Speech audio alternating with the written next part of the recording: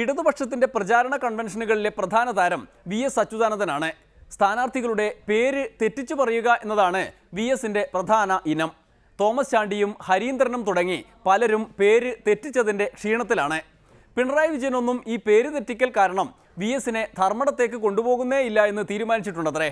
എന്തായാലും ഇത്തവണ സ്ഥാനാർത്ഥിയുടെ പേരല്ല, മണ്ഡലത്തിന്റെ പേരാണ് വി.എസ്. തെറ്റിക്കുന്നത്.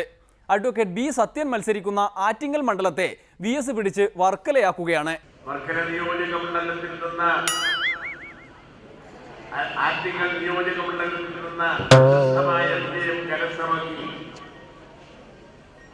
നല്ല ഒരു എം.എൽ.എ. ആയി ശോഭിച്ച സത്യൻ വീണ്ടും വർക്കല നിയോജക മണ്ഡലത്തിൽ ആറ്റിങ്ങൽ നിയോജക മണ്ഡലത്തിൽ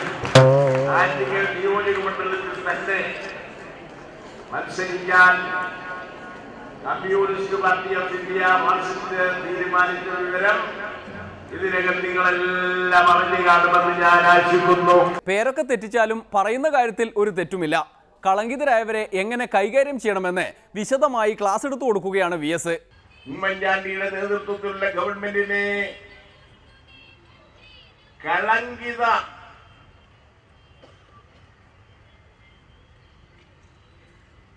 പാർട്ടികളുടെ കളങ്കിത ജനാധിപത്യ മുന്നണി എന്നാണ് ഞാൻ വിളിക്കുന്നത്. പി.എം. സുധീരൻ പറയുന്നു, ഇവരെല്ലാം കളങ്കിതരാണ്, അഴിമതി കേസിൽ പ്രതികളാണ്, ഇവരെല്ലാം തന്നെ കളങ്കിതരെന്നുള്ള നിലയിൽ കേരളം തള്ളിക്കളയുക തന്നെ ചെയ്യും. അതുകൊണ്ട് കോൺഗ്രസ് മഠയത്തരം കാണിക്കരുത് എന്നാണ് കെ.പി.സി.സി. പ്രസിഡന്റ് രാഹുൽ ഗാന്ധിയെയും സോണിയാഗാന്ധിയെയും എല്ലാം തന്നെ ഉപദേശിക്കും.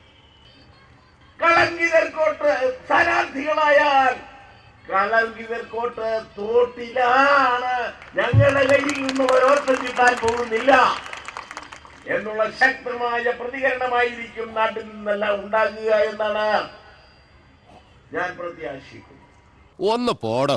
വി.എസ്. ഇങ്ങനെ എന്തൊക്കെ പറഞ്ഞാലും കേരളത്തിൽ ഇടതുപക്ഷം ഭരണത്തിൽ വരില്ല എന്ന് ഉറപ്പുള്ള ചില ഇടത് അനുഭാവികൾ നാട്ടിലുണ്ടത്രേ.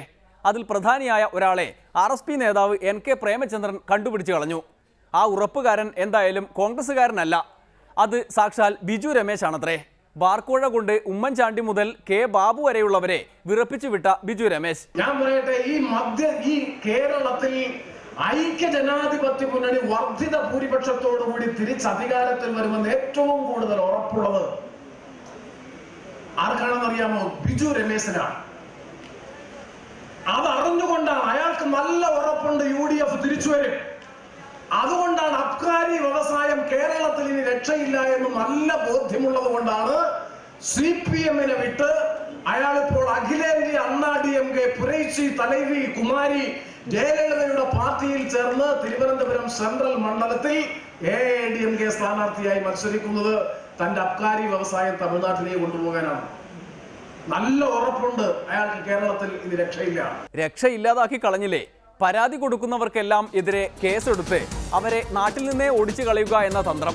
ഉമ്മൻചാണ്ടി സർക്കാർ ഭരണത്തിലിരിക്കുമ്പോൾ സർക്കാർ വിരുദ്ധ പരാതിക്കാരുടെ കാര്യത്തിൽ ഒരു തീരുമാനം ഏതായാലും ഉണ്ടാക്കുന്നുണ്ട്.